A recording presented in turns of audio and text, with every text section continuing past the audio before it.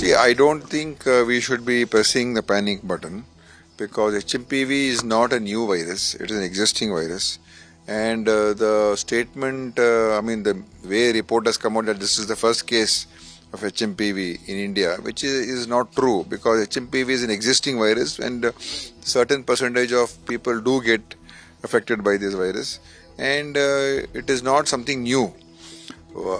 And the baby, the child that has got affected, has got no travel history, and they're all local people.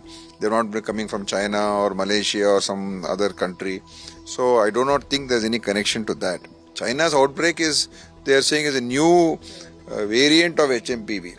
So that is what they are saying. We don't have the full details, and Government of India is yet to provide any full details to us.